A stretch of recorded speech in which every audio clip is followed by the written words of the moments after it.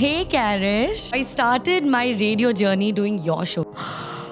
Are you an easy person to date? No, I have a very short temper. I surround myself with people I love. I could hear the audience. You gotta be relatable. A feeling of nostalgia is always nice. And then Shah Rukh Khan retweeted it, commented about it. Anyone's looking for a short lease tenant. We'll dance, we'll sing, we'll have parties.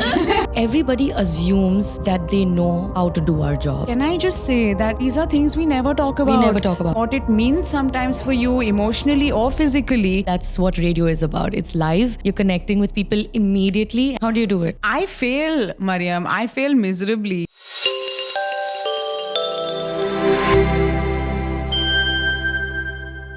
Hello and welcome back. It's another episode of my podcast, and I have the pleasure of introducing a guest today on this podcast who I have introduced numerous times on stage for her performances. And today she's not performing, but we're going to get to know just the person behind all the mania, the virality, the love. It's time to get to know this girl on this podcast. Hey Karish. Hey Mariyam, welcome to my show and welcome to our home. I have loved your home always, and I'm so glad that I'm back on the show, in your house. And I thought this is never going to happen, but okay, I'm finally here, whatever reason it is. Great. Hey, listen, I have much that I want to talk today about.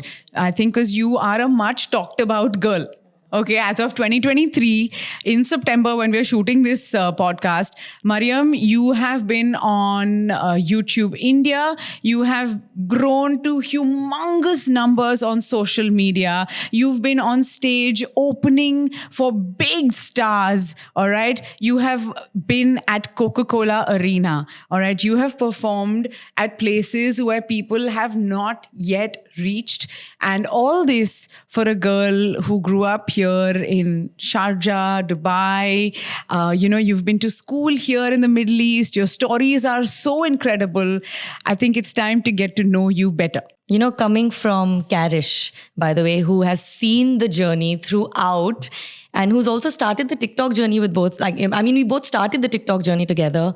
Is very nice. I'm very glad that you've thought of me and you've called me for this. I had to, Mariyam, because there are so many points in the last few years that I've known you. Those memories have stayed with me. So today I wanted to scratch the surface of some of those memories, see what it was like for you before all this, has begun. For those who don't know, all right, we're just going to do a quick introduction.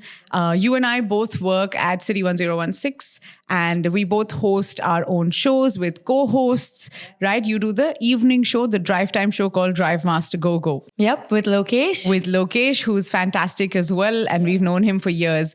When did you start working at City 1016? I was on air on the 4th of Feb, and this was in 2017. Wow. That's when you were on your maternity leave. Yes. And I was doing your show.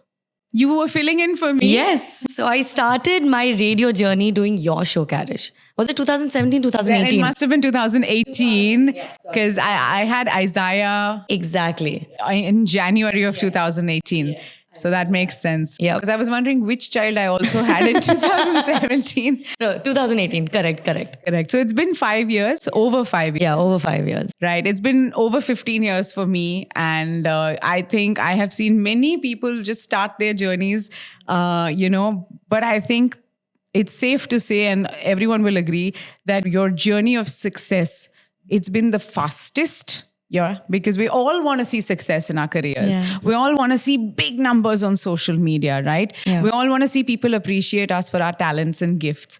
For sure, without a doubt, yours has been something that is textbook, the underdog. The girl that you came from behind. You did. You came from behind. Everyone else was ahead of you. You came from behind and you've taken the lead. So first off, congratulations on all the success. Thank you. And God bless you and more power to you. Let's begin with the big numbers, right? You've had some pretty viral videos, and it's got to do with your talent as a singer, your ability to do some incredible mashups to make music sound even more melodious. So kudos on that. What I want to know is, how are you keeping this real for yourself? because you're going to see even more growth. You're on the rise, Yeah. So on that, you haven't peaked. Yeah. And that's a great thing. But how are you keeping yourself real through all of this? My friends. Thankfully, and the best part is, I think everyone in our team, they've come from India, they've come from, somewhere else. I have my friends from Dubai, which honestly really helps. They know me from the time I was nothing. From the time I was being bullied, from the time of everything that I've gone. You've also been bullied Yeah, for my color. for your skin, your complexion. Yeah. Wow. I've been bullied for that. I've been bullied for my weight because I'd gained weight as well. I've been bullied as a girl who was super skinny and super short. So I've been bullied for numerous things. And when I say bully, I'm not saying, someone coming onto my face and saying, you're this, even though that has happened. But I'm talking about the people that we kind of know who take all of this very lightly and go like, "Arey," and make jokes around it, like stuff like that. And of course, Sorry to cut you, but it's immediately reminding me of my entire childhood being called Kangdi Pelwan, which was basically because I was super skinny. Kangri Pelwan. Takat nahi hai na, to Kangdi Pelwan. Oh my God. So what did they call you? Kali Mata.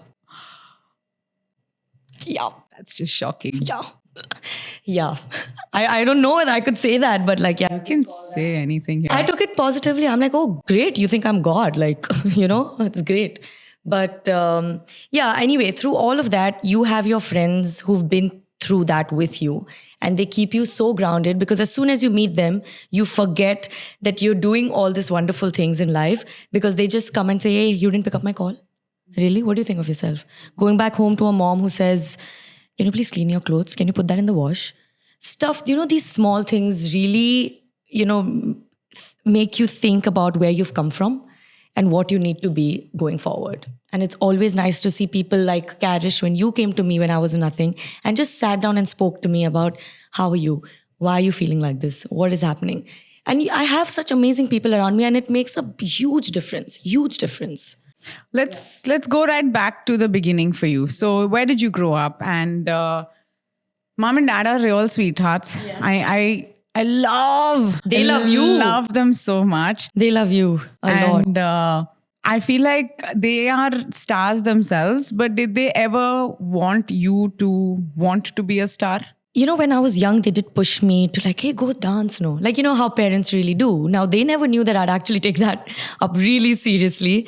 I grew up loving to dance. I love dancing, and I love dancing a little more than singing. And honestly, because of radio, obviously singing took over. And I feel there are such amazing dancers around me. My friends are dancers, so singing definitely took over because I felt like that's a place that I can shine in. And I genuinely do love singing too. But where did I grow? Where did I come from? Bahrain.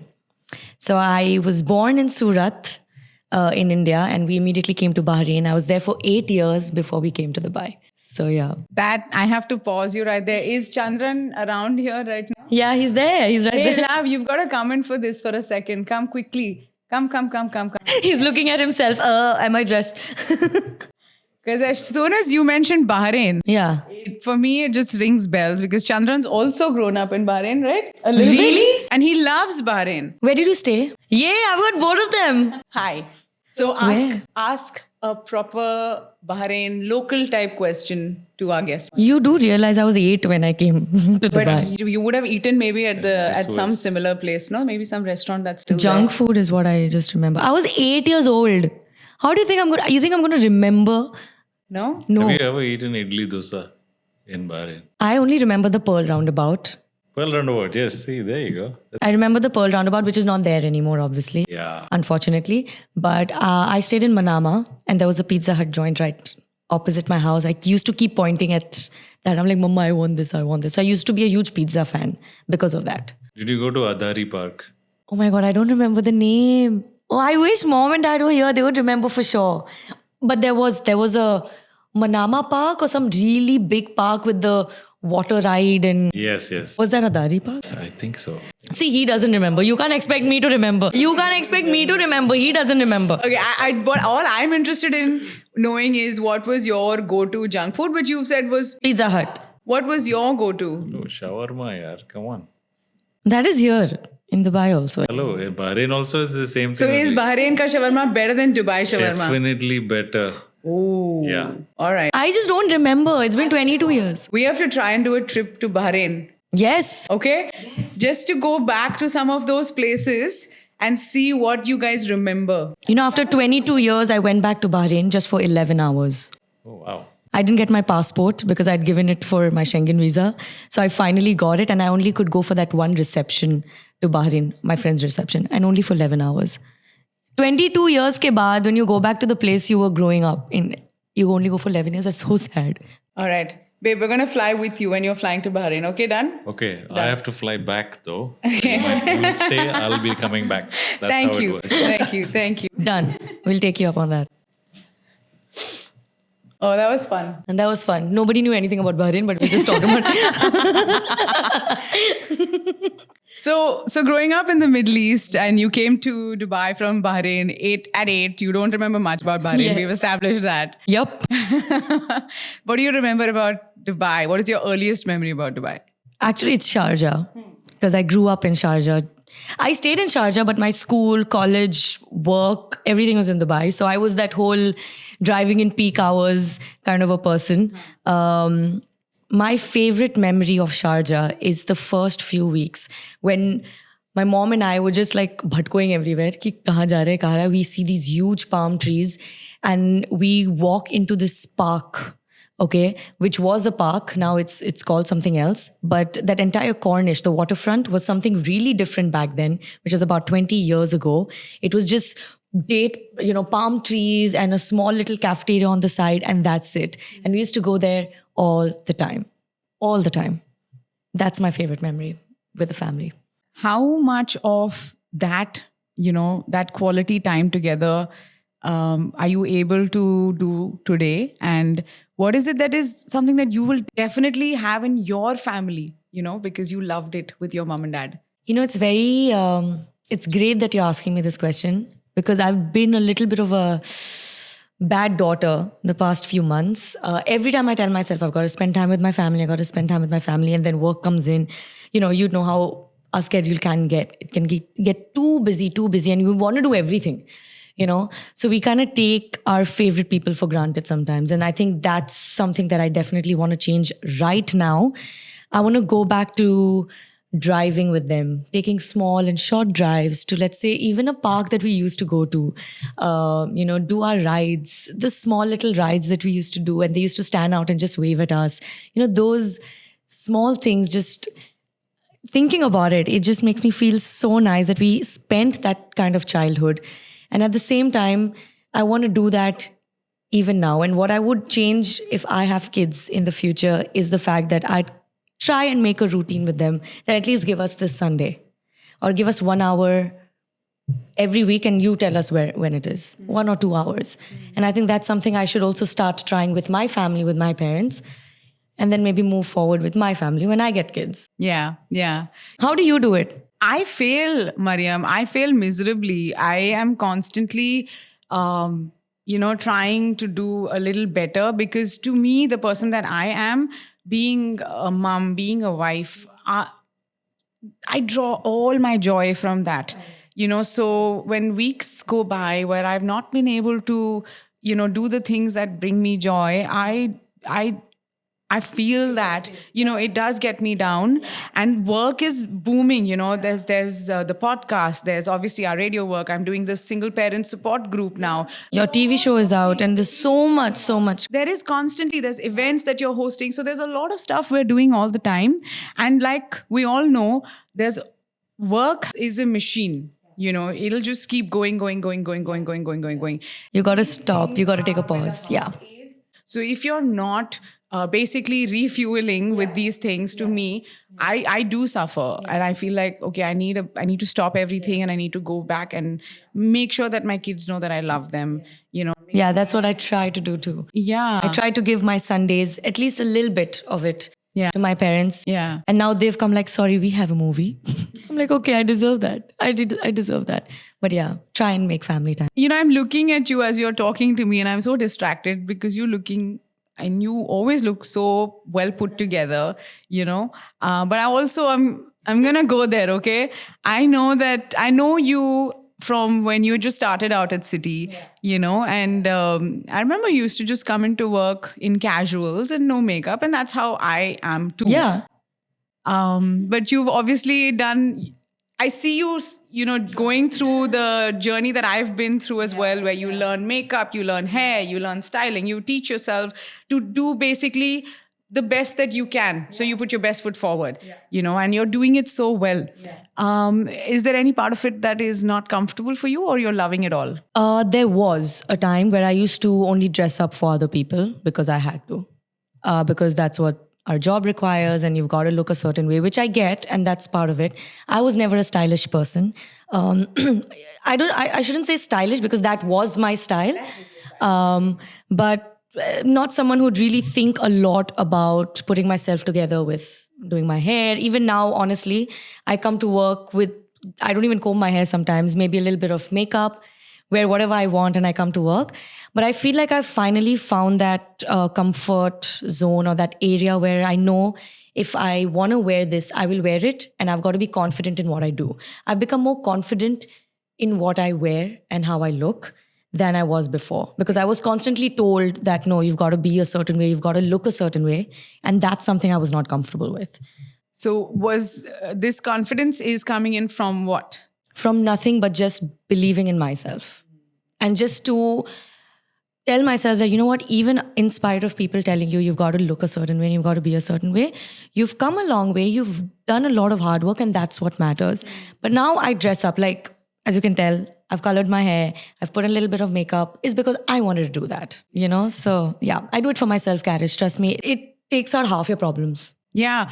I remember Mariyam a few years ago came to me and she was like, we're going to go do this event. What about we're wearing this and that. We always exchange notes on what we're wearing. Yeah. And so she was insistent, Karish, let's not do heels. Let's do sport shoes. Let's do these really nice sneakers, Yeah. And this is the thing, while we're on stage, everything looks amazing. It's all fantastic. We know that our feet are mostly always killing us. Yep. Those heels are hard on us. It is. It's hours and hours. And it's also usually after a full day of work. Yes. Whatever else you've done. And then you're going to host events, right? And men will typically show up in jeans and t-shirts and jackets, comfortable clothes and sneakers, which is great. Do their hair maybe. And then that's it. That's it, right? No makeup, no heels, nothing, obviously. So their ability to be comfortable at these events for longer, physically just speaking, is obviously higher than for women, where we have to suffer a bit more on these fronts. But you know why I told you about the shoes thing, right? Because I saw you actually wearing shoes at a roadshow that we did in a mall where we give gifts to our listeners and stuff like that. We play games. So I saw you wear shoes and I'm like, oh, we can do that? Because I would love to do that. I've been trying to do that for the longest time. Yeah. And then the next time we got a chance to wear shoes or host stuff together, I'm like, please, let's just do shoes, please, please. Can I tell you the story behind that particular event that you're talking about? Yes. Because I remember this was at Ibn Battuta Mall. It was. And I actually came in heels. And what you don't know is that I had just come back from maternity. I was very heavy and obviously carrying a lot of extra, weight, which I hadn't lost. Yeah. And wearing heels really took a toll on me at that maybe 2-3 hour event. 1 hour in and I could not walk anymore. So our brand manager then, Isha, was like, Karish, take my shoes. You wore her shoes? Threw my heels on the side, put on her sneakers and came on stage because I was like, I can't walk anymore. And can I just say that these are things we never talk about. We never talk about what it takes to go up on stage and what it means sometimes for you emotionally or physically. Imagine when you've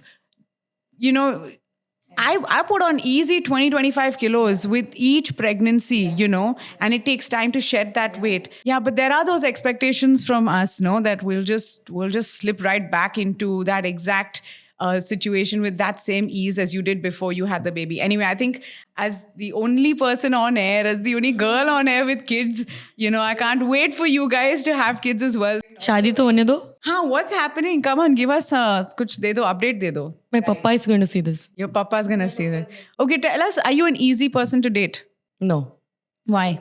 Why? I'm going to be very honest. I don't think I'm easy. I mean, I'm not difficult, but I'm not easy only because I can get moody. I can snap. I have a very short temper, and it comes out only with people who, again, are super close to you, like my parents or let's say a partner or something like that. I can be understanding, but I think at this point in life, I'd want that other person also to be that understanding about the job or whatever. And I feel like with our jobs, it's extremely difficult to make our partners understand who are not from the same field how it works.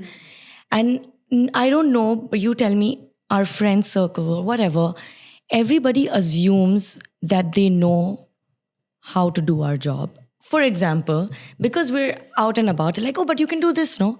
But you can do this, no? But you can do this. I'm like, it doesn't work like that. And it gets a little difficult. So I feel that side of me is a little difficult to understand. But when it comes to being understanding as a girlfriend and all of that, I think I'm great. Yeah. I think I'm great. I think you're amazing. What is it that you would call a red flag in the other person?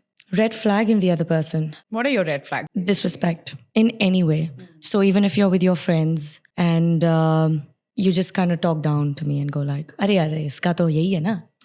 Are, but she'll do it, no. Or she's mine, no. It's okay, I can talk about anything."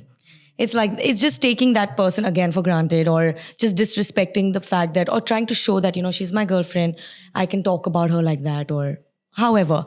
And of course, even when you're alone and you disrespect or don't value that other person's beliefs, just take that for granted, thinking you know it all, and whatever you think is like, ugh, that's a huge red flag. I mean, it's a big turn off immediately. You can't take me seriously, basically. Yeah. Okay, I think I could be different from you, but just take me seriously. It's not like I'm stupid. Oh, gosh. That happens. It happens. It Yeah. does. Can I ask you something? Hanji.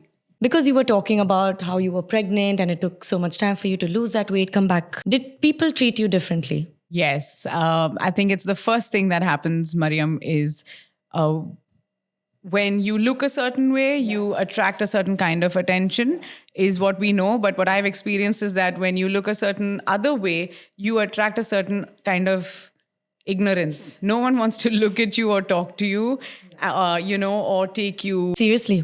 Take you as someone who is deserving of the work, because, well, let's be honest, we are people. I know we're on radio, and the old joke is that, oh, you have a great face for radio, but it's not like that anymore. Everyone's on social media, etc. And radio is visual too now. It is, and I know I like being in front of the camera, so I do host TV shows. I do a lot of work like that. Similarly for you, what happens is when you're in these places where you're seen as someone who's on camera or someone who's popular, let's just say, I'm not the biggest person when it comes to popularity, but I'm just saying, should we tell them the results? There are expectations of your appearance being a certain type. Yes. Now, I have had 3 children. I've had 3 pregnancies, and with each pregnancy, like I was saying, 20, 25 kilos easy I have put on. And then that weight stays because I have nursed each of my children for a long time, so that weight stays on you for some time there. I have stood I remember we used to go to these clients for meetings and things, and I have stood in one of these meetings, and where this client refused to even look at me. The whole team was there, but he addressed everyone in the room, but did not even want to look at me because I was just not in my physical best shape. Subsequently, less than a year later, when I had, lost all that weight, I remember this client reaching out to me on several occasions and only wanted me to work with him, and it taught me early on in my career, because I had Izzy when I was 25, 26. Yeah. So having put on the weight, lost the weight, having seen all these things at that time, it taught me that I'm replaceable. I'm so easily replaceable. I mean, not you, I'm just saying anyone. It's, and I can't take any of this. It's not permanent. If they love me today, it's not permanent. And if they're ignoring me today, is also not permanent. Yeah. I think you've been through this, right? Yeah. I've been, a lot of people did not take me seriously when I first joined. And, you know, a lot of people joke about how close Yogi is to me and, you know, why I'm close to you, why I talk to you and stuff like that. I mean, people see all these things. The reason is because you guys did not treat me differently when I just joined and how it is now. Okay? We've just become super close over the years as relationships become. Hi. Hey, y'all are leaving. You guys want to say hi to Mariyam? What a lovely, bright t-shirt. Yellow, orange. You guys want to say hi to Mariyam? You want? I saw her before in her nice Mickey Mouse nightie, and now I'm seeing you in this nice yellow dress. So nice. You're going for drama class? Yeah. Awesome. You're going for drama class too? Yeah. Okay, you show me videos. Do you take videos there? No. No? Oh my God. What do you want to say to Mariyam before you go? Speak into the mic. Bye-bye. Bye-bye, baby. Bye. Mimi, what do you want to say to Mariyam before you go? Bye. You'll invite me for the next time you perform on stage. You'll invite me? Yeah, we're not performing today though. We're doing like scripts and poems. Okay, so when is your next? Ask Mama. Okay. Mama will invite me. I'll come. All right. See you. Bye, guys. Thank you. Bye. Bye. Thanks for stopping by. Bye, Izzy. Yeah, the 13-year-old won't come on camera. Okay. She's entered that phase. Yeah. Bye, Z. Have fun, you guys. And they're back. This always happens to me, by the way. Yeah. You get out of the house and you remember you have to take something. So I always come back in. It's either my chabi or it always happens. Well, every day. We have a rule. Yeah. Oh, that's why. That's why. Bye. Melia, you better run now. Bye, darling. Thank you. So sweet. Thank you, sweetie. Yeah, my kids are stuck in the kitchen only. Guys, Hari, Chandran's going to get you some food on the way. I like how I said this always happens to me where I come back after getting out of the house and you get a nice kiss from your husband. I feel like a loser. Now, we have a rule, and Chandran and me, if one of us is stepping out, we have to come and say nicely bye, not just walk out the door and say bye, see you later. Chandran's constantly forgetting the nice part of the goodbye. So he's typically gone and then come back to say. Why he forgot that, I forget like keys. And he forgets keys, I forget keys. Shut up, Mariyam. Okay, I wanna talk to you about. So obviously, there's love for seeing you grow. Yeah. I feel like my own person's growing, so there's a lot of love there. There's also a sense of, I see you're in your 20s, and I see you putting in all this hard work, and you're seeing the fruit of it. I put in a lot of hard work as well when I was in my 20s, but there was no TikTok then. Do you think TikTok plays a huge role today for people in their careers? I think social media in general plays a huge role. For me, it was TikTok. For someone else, it could be Instagram. For someone else, it could be YouTube. For me, it was TikTok. And obviously, you know the story. We've both started TikTok during COVID, and it really worked for us. People were done with cringe content. And I mean, there was just some feel-good content that was coming out of you as well. So I think that's what worked. I feel social media in general, people can call themselves stars now because of social media. I'm a celebrity now. People go out, I'm not saying me, but people call themselves celebrity when they go out. Like, okay, you know what? I'm going to charge this much for this small post. Why? Because their face is out there on digital, online, on digital media. And I feel like it plays such a huge role because you hear someone's voice, but you want to put a face to it. You want to put a little more to that person. And that is what social media does for people like us who are radio presenters and they hear voices, but what about our faces? So yeah, in just general, being an influencer, being a content creator, it does play a huge role in how things turn up for them. I think social media requires a whole lot of discipline, especially if you want to grow. Yeah, if you're doing it now and then, it doesn't matter. But if you're actually considering making it a career, it requires a lot of consistency. And that means that you have to be there working at it. Do you did you always have the discipline for it? I've never had the discipline of it. For it. Never. I have only uploaded videos when I wanted to. So if I'm meeting a friend and my friend has an idea, or if I have an idea, chal karte. It has never been, I'm going to post on Tuesday at 3 p.m. or Wednesday 12 p.m. because that's where I have never done that. So what, do you just plan to hang out with more people who you will post content with? How does that work? Everything is content, right? I'm sitting here and we're creating content. He just forgot to come in and give you a kiss. We created content on that. And that could be a reel. That could be something relatable that we could post. Everything is content. So it is just how you see things. We can go for a cup of coffee and we can make stuff like types of people who drink coffee. Everything is content. Everything is content. So it's not about the people I meet. It's just about what we're doing and how you can relate everything to people. And these days, relatability is a huge thing. If you relate to someone, you've won. You've won. And that's what it is. I don't see the time. I just see what I'm going through in life. I go on with my life as it is. And I post accordingly. As so do you, by the way. You do the same thing. You know, there is something, it's very real when I'm with you. I always get a sense of Mariyam is the kind of person who is not about herself. And that's what I love about you, is that nothing that you do, nothing that you aspire to be involves only Mariyam being at the top. You are the kind of person that wants to take people along, wants to see other people grow as well.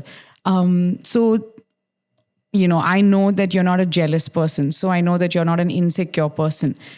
Seeing other people grow does not make you upset, right? Where do you think that comes from? Have you realized, were you ever jealous of anyone? Did you consciously fight it, or you've just not been a jealous person ever? You know, I've never been a jealous person. And I don't know why and how this has happened, but I always look at myself every day in the mirror, as all of us do. I look at myself and I always tell myself, what else can I do? How can I make myself better? So even with the smallest thing, let's say my hair or my weight or my nails, even those things, how can I make myself better? I have literally invested in me. And when I see very good people around me and I see that they have the passion, I kind of put what I have in me into them as well. Like if I'm doing this and I see they want to also do this, why not? Let's just do it together. You know, it's like that. Because some people, maybe they find it hard, or there's always like this block. You know, oh, I can't think of something, or I can't think of something. And I'm like, you know what, why not just help these people? Because they're going to help you in return if you ever want that help. And you don't even, you know, sometimes when you help, especially when I help you or when you help me, I don't think you think, if I help her, she's going to help me and we're going to grow to... It's not like that. You genuinely care for that person and you help them. And I genuinely, and I've said this genuinely word like 10,000 times in this, but it's so true. I surround myself with people I love. I surround myself with people who also care about me. And that makes a huge difference. If you are around 3 people every day, you think they don't care about you, it'll take a toll on you. Frenemies exist. Yes. Yes, 100%. Are you able to identify them? What do you do? No. No? Unfortunately, no. I'm not that smart. I give the benefit of the doubt and I'm too naive when it comes to judging people. When I say I surround myself with people who care for me, are the people who've been there for me throughout these years. So obviously after like 5-6 years, you kind of know this person is not going to harm you. But there are a few people who come in front of you, you know, they're very new to you in your life and you don't know how to judge them. You give them the benefit of the doubt. They run all over you and then you've learned your lesson. But I need to get there without being run all over, you know. So I have people who've done that a lot, but you learn your lesson only then. Let's talk about the glamour. Let's talk about the being on stage. The reason we, you know, take all of the other stuff is because this is what we love. Yes. We love being in front of the mic, you know, or we love being on a stage in front of an audience. Now, I remember hosting you at Coca-Cola Arena and you did this incredible mashup. I don't know what else to call it, but one song did flow into a completely different song. And you went into Rishton Ke Bhi Roop and the audience ate it up. They were loving every minute of it. Yeah, they sang along, and and on the Coca-Cola Arena stage, you can't really listen to the audience because it's like they're a little far away, and even if they're singing, you can't hear them, and you have in-ears, so you only get to hear what you're singing. I could hear the audience through that. I'm like, okay, this is going fine, this is going well. Again, you got to touch somebody, you got to be relatable. A feeling of nostalgia is always nice. And I grew up listening to Kyunki Saas Bhi Kabhi Bahti. I know a lot of people sitting there grew up listening to that. And I'm like, why not just do it? Bring that moment alive at the stage that I'm getting to perform on, and especially at the Coca-Cola Arena stage.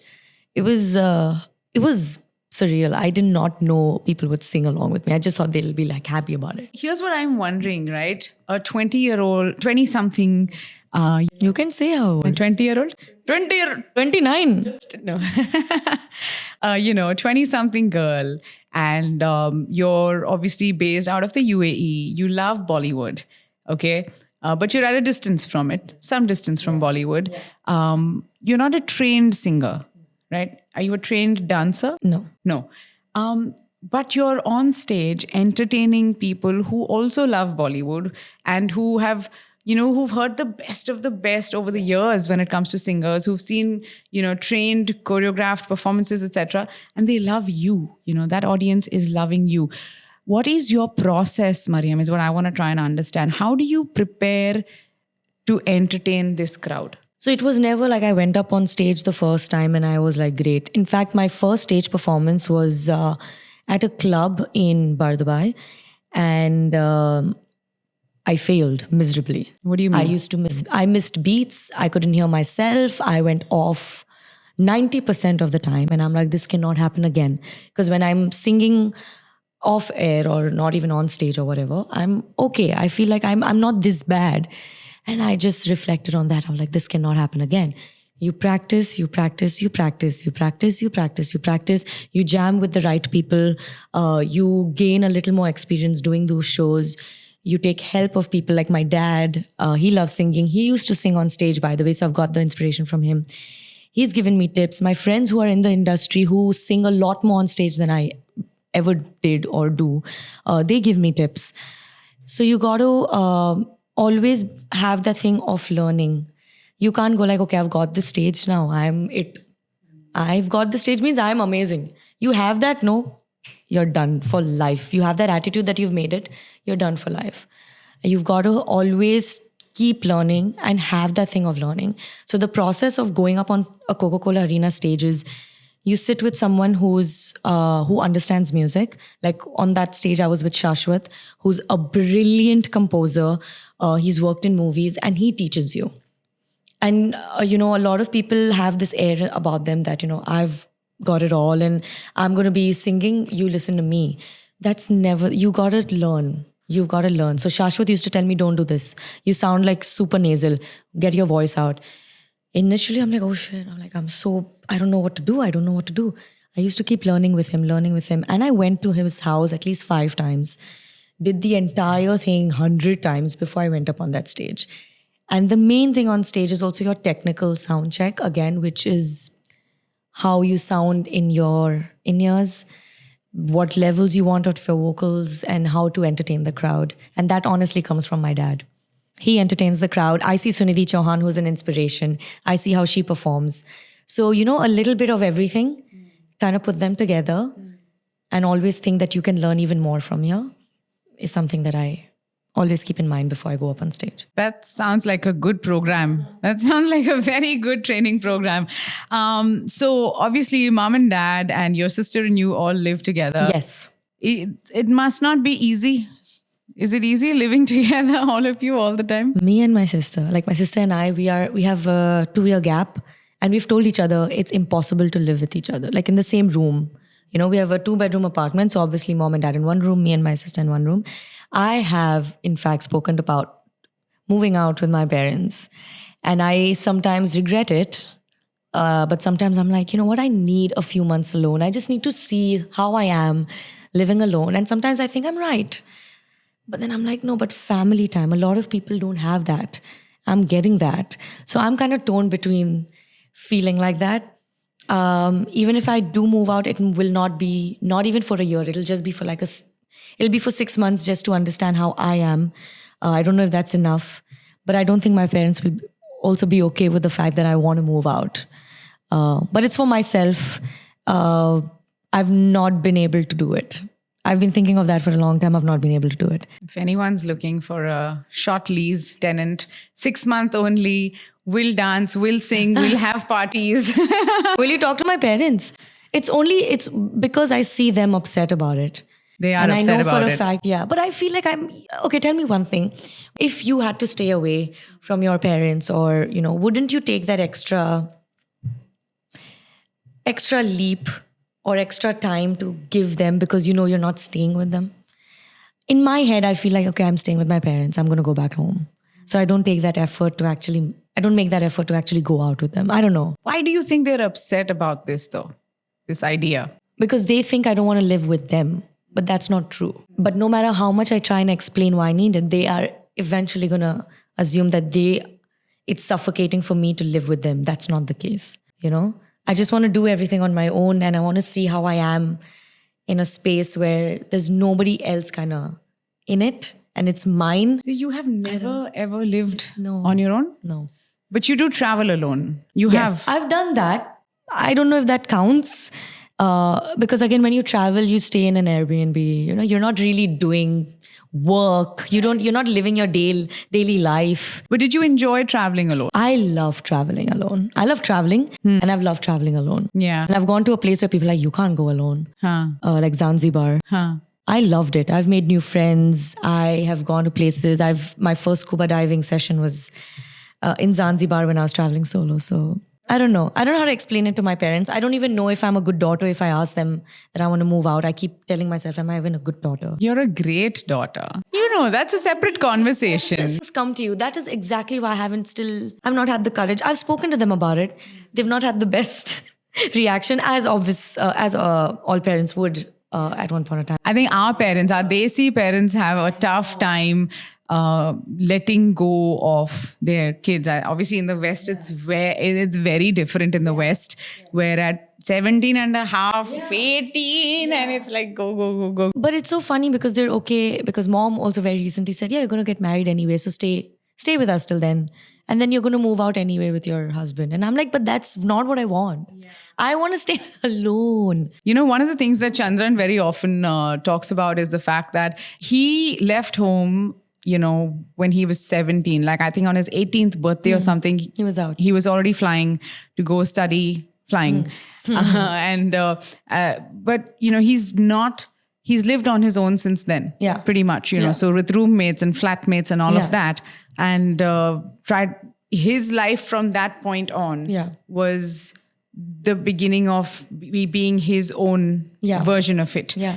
And I think it's obviously an opportunity that boys seem to have a lot sooner than girls, if at all. My dad, same age, he moved out from India to Abu Dhabi.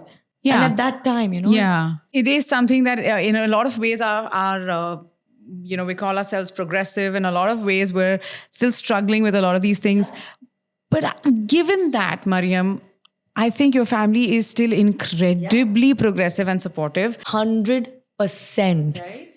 Being a Muslim Bohri girl, by the way, it gets a little difficult sometimes. We've gone through our fair share of roughness when it comes to the community, but they've been supportive. The community has now become supportive. My parents are super. I mean, I know how my mom was when I first got this job. She was like, "Shadi nahi hui abhi tak.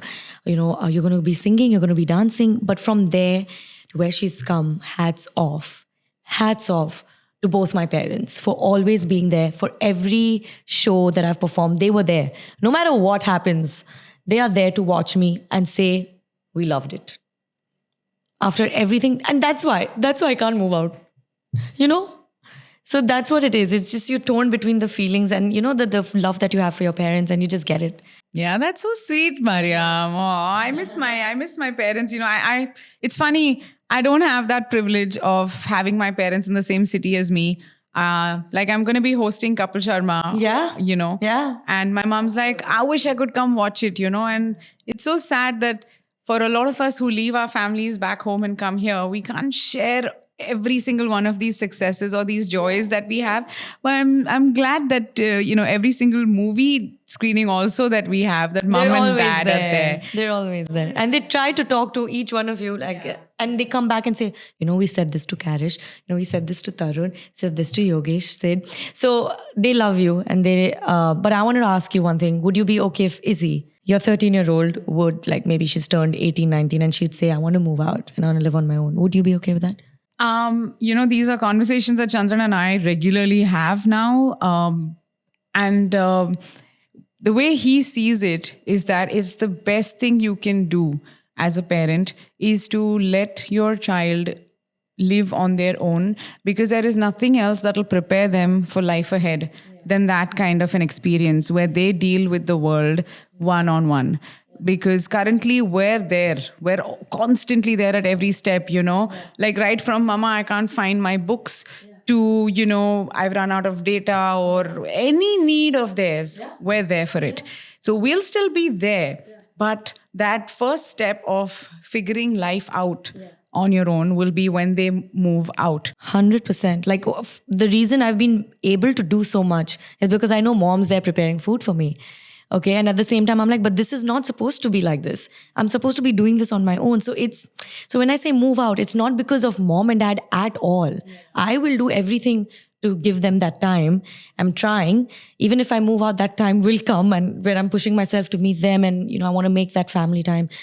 But it's just, I need to do this for myself. So I'm a little torn. I don't know. I don't know if girls go through this where they want to move out, but at the same time, they don't know how to handle their parents, because they would get emotional, as usual, as parents would, obviously. Well, clearly this is right now the biggest thing on Mariyam's mind. So if you have a suggestion for her, why don't you put it in the comments below? Something that'll help convince auntie and uncle. And auntie and uncle, if you're watching this, Mariyam loves you. And if you're worried that she's gonna, stop being there and stop being involved and all that, I'll move in. Okay, I can move in, or one of my children and I can move in. So don't worry, your house will be full. Won't let you miss anyone at the dining table. And this child can then realize that, it's not that great. I want to go back to mama. That's exactly what's going to happen. I know. After 6 months, I'll go I'm done coming back. Just wanted to see how this feels. Yeah, that's definitely going to happen. All right. Okay. So there's, something going on with home. There's obviously lots going on at work. We've talked about your dating, a little bit, actually, just that. Yeah. But Mariyam, what is... that little girl that was growing up in Sharjah or in Bahrain, okay, whatever you remember of her, did she aspire to be a star, or has this just become this whole journey?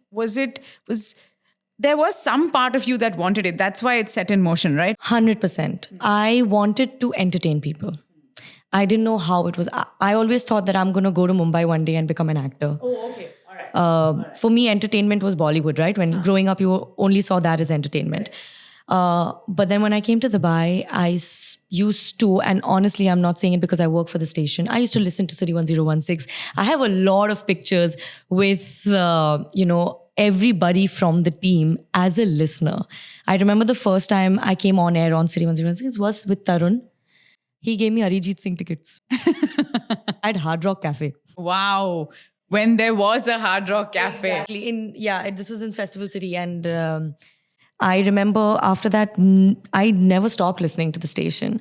I used to keep talking like an RJ sometimes, just doing this at the back. And I didn't realize that this is something that I'd be getting into.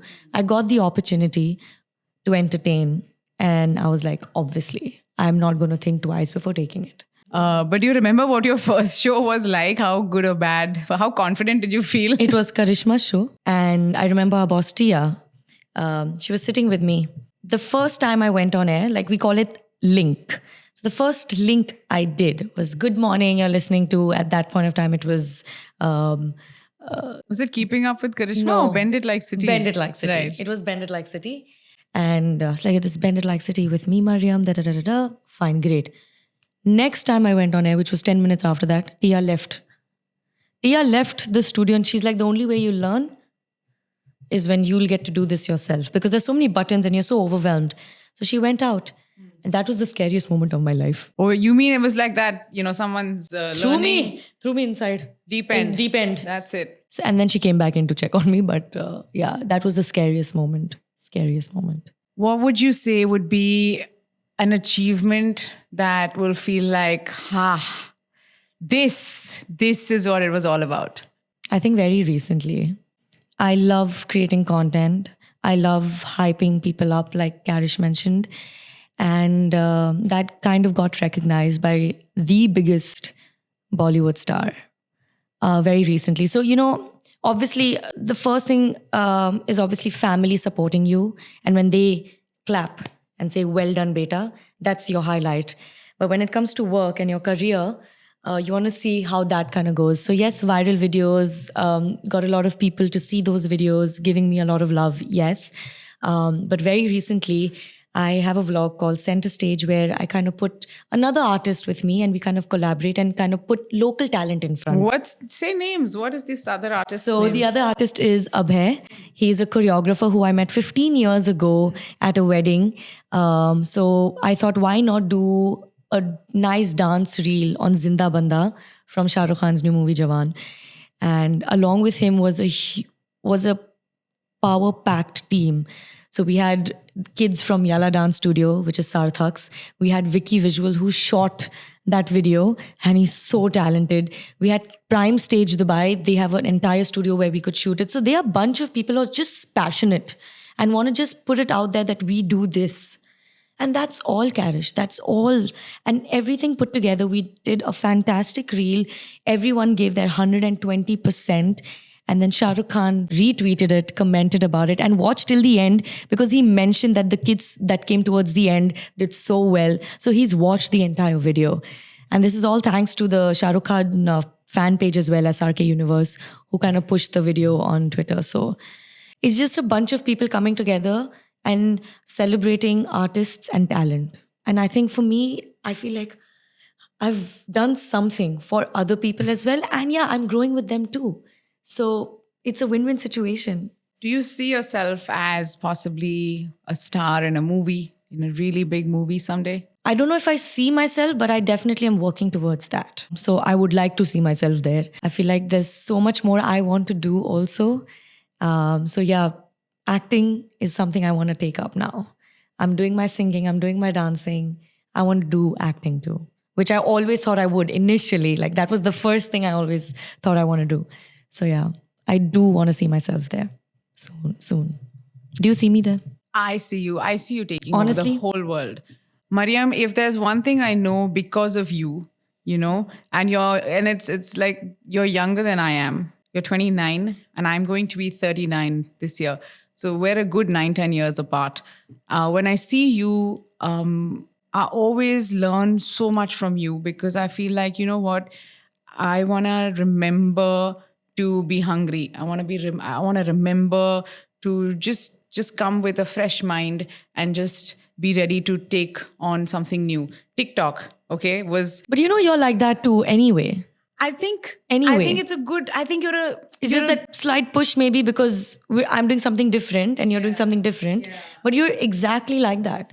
Which is why I think I enjoy being with you because I feel like your journey is going so differently and so nicely. It's like, okay, jo mujhse nahi hua na, jitne sare boxes I could not check off. I can see you checking them off and I feel so happy. But here's what I feel, Mariyam. I feel like, back during the pandemic, TikTok was an important decision to be made for me. I was like, okay, am I saying yes? Am I going to join TikTok and start creating content here or am I going to let it be? I saw you take on that decision with a very open mind and you were like, you know what? I'm going to do my kind of content here. Okay, I don't want to hear what else anyone has to say about it. I'm going to do my kind of content here and it's going to work. We will see. Yeah. And I was like, I like this approach. Yeah. I don't have to necessarily conform to the rules of whatever's trending there.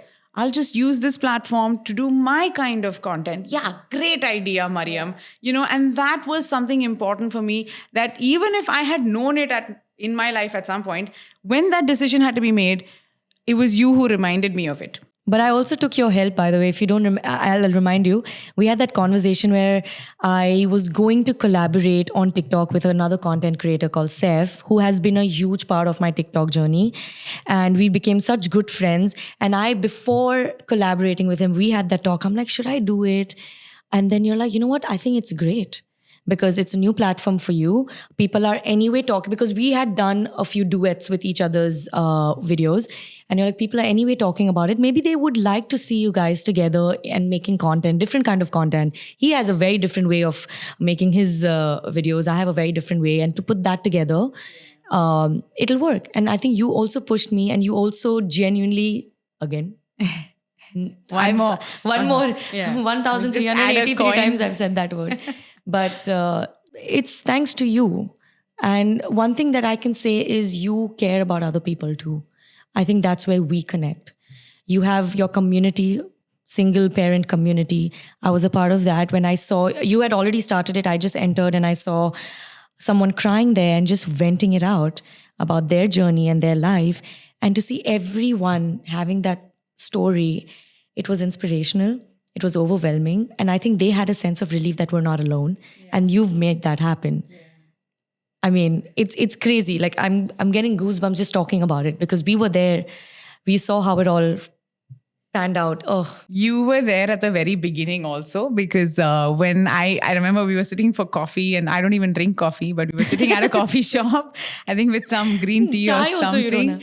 And I told you, Mariyam, I'm feeling the itch. I need to do something about something. I don't know what, but I need to do something. And we talked it out. And this single parents community was born from that one conversation that we had, where you were like, yeah, just do it. I'll help you. I'll be there. I'll do this. I'll do that. This conversation happened before you went viral. Okay? I remember that. Yeah. So as soon as you went viral, I was like, Mariyam, I know you committed to helping me out, but now I don't think you will have the time. So it's okay, no problem. Now I can see you will become a big... But you came. Yeah, you're like, no, I'm coming. What rubbish, I'm coming. Of course. That's what I'm saying. You know, when you have friends who've seen your journey, and when you meet them, you forget everything. You want to be there for them. And I think that's what you bring out in people too, by the way. I love you. A lot. What is this? This is not a podcast anymore. This is a mutual admiration. घर पे हम लोग बैठ के चाय P रहे बस मजे कर रहे. This is how we are. Honestly, this is how me and Karish talk. The last time we had the coffee, we were sitting across the table. I think the table was also this, maybe a little smaller, closer. yeah. And that's it. We were talking about the same exact things. It's important to have a person like that in your friend circle, in your support group, who will encourage you to get on again. Yeah. It's okay. All right. Whatever you're not happy about, okay, let's get out again and try this. Yeah. So I definitely feel like you're that person to me, and I'm happy if I've been at any level that person 100%. To you. 100%. Tell me one thing, Mariyam, that you would consider has been a huge struggle for you, and how you've been able to overcome it. A huge struggle for me. So I feel like in terms of how people used to perceive Mariyam Kisat, or how they used to see Mariyam Kisat, someone who they might not take very seriously. Someone very light, अरे ये बच्ची है, अरे ये कर लेती है, अच्छा ठीक है. I feel to kind of break through that, and for people to see me a little more seriously, like, you know, this girl can do something and can be taken seriously.